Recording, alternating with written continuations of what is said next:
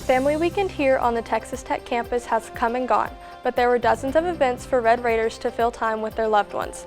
Coming up, we'll have the details on one last option that offered good food and a chance to make a memory before it was all over. A monthly celebration of all things vintage is soon coming to an end, but you have one more chance to stop by and enjoy a unique collection of vendors, food, and entertainment.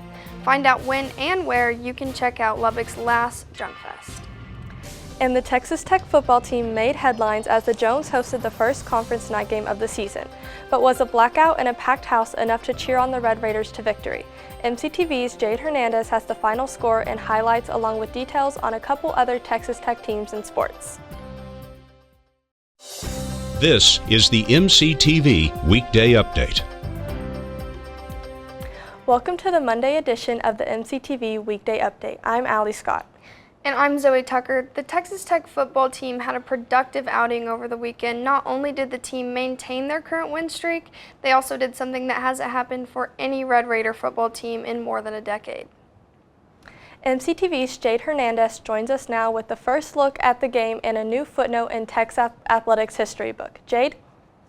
Thanks, Allie and Zoe. On Saturday, the Jones was blacked out to welcome Cincinnati to town for the first time ever as a Big 12 opponent.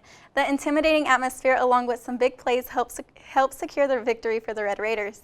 Texas Tech defeated the Bearcats 44-41 in a game that literally came down to the last few seconds. But the final score wasn't the only headline for the team on Saturday. This weekend's victory also gave the Red Raiders their first 2-0 start in conference play since 2013. To put that in perspective, quarterback Baron Morton would have been 11 years old during the 2013 season. Texas Tech has had 3 coaches since that year, and only 8 of the current 16-member schools were in the Big 12.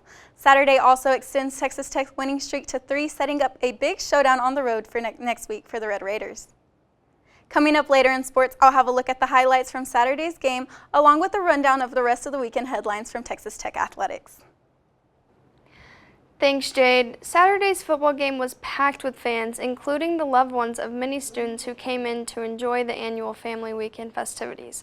The weekend included more than 20 events taking place from Friday through Sunday.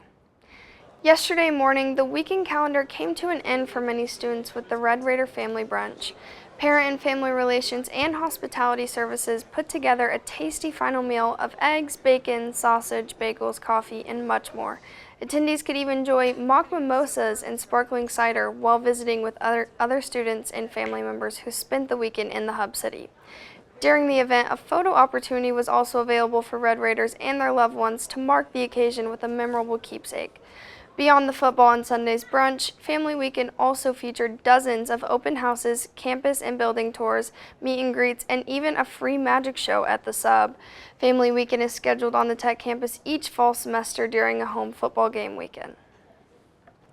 Many families use this weekend as an excuse to get off campus and let their Red Raiders show them around the Lubbock community, and like many weekends, there was still a full schedule of events off campus for those visiting town. One option on Saturday was the September edition of Junk Fest at Wild West Vintage Decor. Junk Fest is a vendor market that is held on the last Saturday of each month from March to October. Shoppers could head west on 19th Street and stop by from 9 a.m. to 5 p.m. to browse through items sold by more than 20 vendors.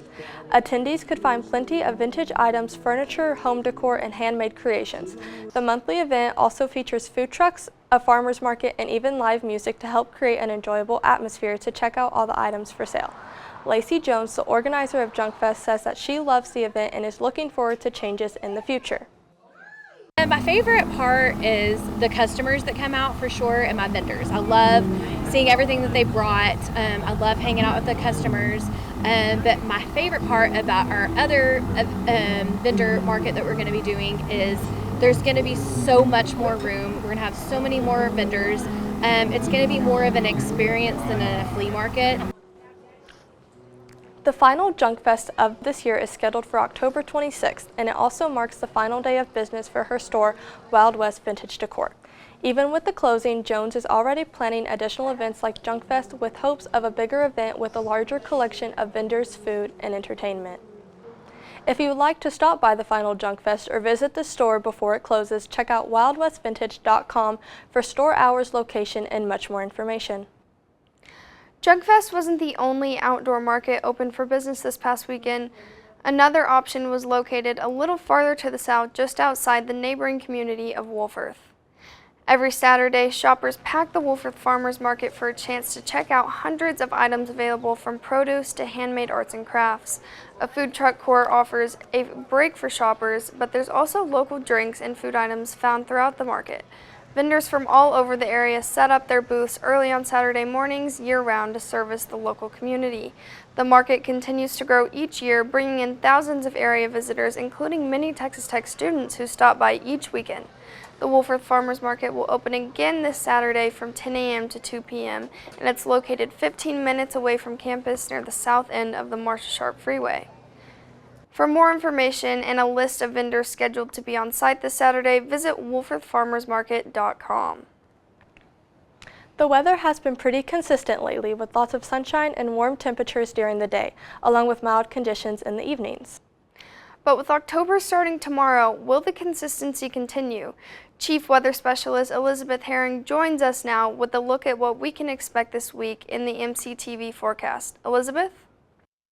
Well, that's right. Last week was a pretty warm week that did make for a nice football game on Saturday. And along with those warm conditions, we also haven't seen any rain here lately in the South Plains. That's been affecting our drought conditions across the area. Lubbock right now in the abnormally dry drought levels. Some parts of the South Plains in the extreme drought levels. And while not everyone is seeing drought conditions at the moment in the South Plains, if we continue without seeing any precipitation in the area, we could see that changing, and eventually everyone could be in some sort of drought level throughout the area. Along with those dry conditions, we also have not been very windy, which is uncharacteristic for our area. However, we could see that changing. Tuesday morning, we have some wind coming into the area, gusts up to 30 miles per hour. It's going to hang around 9 a.m. right when you're heading to class. Stick around throughout the rest of the morning, and by the evening into Wednesday morning, that wind will taper off. Well, tonight here in Lubbock, lows pretty mild. Snyder 60, Turkey 60 as well, Demet 53, Plainview 55.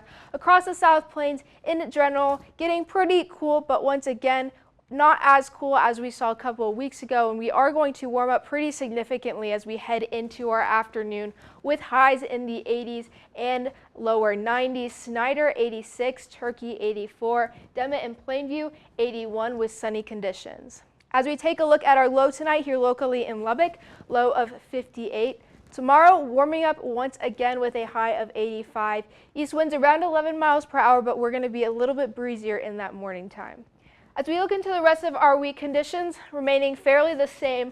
Wednesday, high of 89, Thursday, high of 89 as well. Sunny skies, lows in the lower 50s, and looking also around the same as we head into our weekend. Friday, high of 88, Saturday, high of 90 as well as Sunday. Monday, starting off our week a little bit cooler with a high of 86, sunny skies, and lows in the upper 50s. Well, while conditions are warm right now, that could change within the next couple of weeks. We usually see our first freeze by Halloween, so just keep that in mind while it is warm right now. Hopefully we see some more fall weather heading our way soon. I'm Elisabeth, and it's back to y'all. Thanks, Elisabeth. As we mentioned earlier, one of the biggest events of Family Weekend was Saturday's game at the Jones Stadium. The football team offered plenty of entertainment for the Family Weekend crowd, but there were other Red Raiders out on the road hoping to bring a win home after another busy weekend of competition. MCTV's Jade Hernandez joins us again with all the details on the biggest Red Raider headlines in sports. Jade? Thank you, Allie and Zoe. In a thrilling Big 12 football matchup, the Texas Tech Red Raiders came out on top against the Cincinnati Bearcats, securing a 44-41 victory to move to 2-0 in conference play. Running back Taj Brooks led the charge with 172 rushing yards and 2 critical touchdowns, including the game-tying and go-ahead scores. Quarterback Baron Morton had a strong showing as well, completing 19 of 29 passes for 251 yards and throwing 2 touchdowns to wide receiver Coy Eakin. The Red Raiders defense also made big plays, highlighted by A.J. McCarty's 51-yard interception return for a touchdown early in the fourth quarter, giving Tech a 41-27 lead. However, Cincinnati fought back with quarterback Brendan Sorsby throwing for 426 yards and 4 touchdowns. The game came down to the final seconds, but Cincinnati's Nathan Hawks missed a 51-yard field goal as time expired, sealing Texas Tech's win. Head coach Joey McGuire praised his team's resilience, stating there were so many highs and lows in the game, and they just kept fighting. With this win, the Red Raiders improved to 4-1 on the season, extend their home winning streak to 6 games at Jones AT&T Stadium.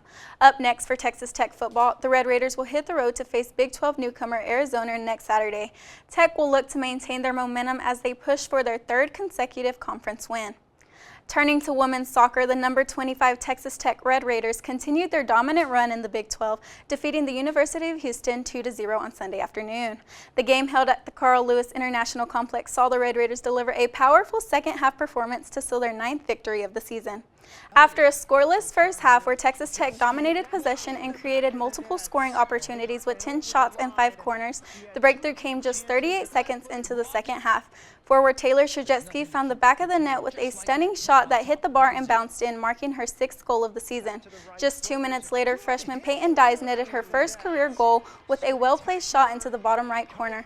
Dyes became the 12th Red Raider to score this season. Highlighting the team's depth and attacking power, the quick double gave Texas Tech a commanding lead, which they maintained for the rest of the match.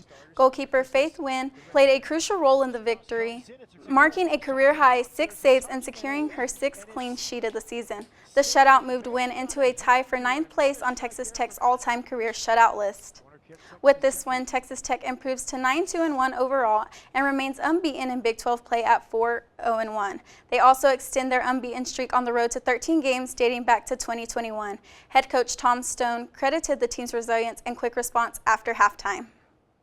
We came out of halftime, jumped on them quickly, scored 2 fantastic goals. Peyton Dyes for their first career goal. Z with a blast. The game's over at that point. They didn't let us off the hook. We had to fight for the result all the way down the stretch, but we had a comfortable lead and we were able to see it out. The Red Raiders will return to Lubbock for a home match against Baylor this Friday, looking to continue their hot streak and solidify their position atop the Big 12 standings. In volleyball, the Texas Tech Red Raiders fell to number 17 BYU in a 3-0 sweep. Despite a competitive second and third set, the Red Raiders couldn't hold off BYU's late surges, losing by scores of 16-25, 23-25, and 22-25. Aaliyah McDonald led Tech with 8 kills and 3 blocks, while Reagan Linen and Simone Overbeck contributed 5 kills each. Defensively, Maddie Correa made 6 digs, moving her into the top 10 in program history for career digs. Texas Tech will look to bounce back on Thursday when they return home to face Kansas State at the United Supermarkets Arena. First serve is set for 6 p.m. with TV coverage on ESPN+. That wraps up today's Texas Tech Athletics Update. Stay tuned for more as the Red Raiders continue their campaigns in football, soccer, and volleyball. Back to you, Zoe and Allie. Thanks, Jade. As we mentioned earlier, the weather has still been pretty warm up here on campus, but colder temperatures are just around the corner. With that in mind, one student group is hosting a special clothing drive to benefit children in need throughout the Hub City. Starting tomorrow, the Student Activity Board will be hosting a winter clothing drive to benefit the Rainbow Room of Lubbock. The Rainbow Room is a service offered by community partners of Lubbock to benefit children placed in foster homes in emergency situations. The Rainbow Room is often in need of items, and with the colder temperatures on the way, they are currently seeking winter clothing items, including jackets, sweaters, pants, and more. Donations can be either new or used, and items can be dropped off in the sub at the Student Activities Office location in room 20 in the basement. Donations will be accepted from Tuesday, October 1st through Thursday, October 31st. So, Allie, speaking of winter weather, are you ready for some cooler conditions here on campus? I definitely am. I'm tired of my walks to class being so hot. What about you? I'm sick of sweating as well. That's all for today's edition of the MCTV Weekday Update. Thanks so much for joining us, and be sure to check ttuhub.net every day for more news. We'll see you on Thursday.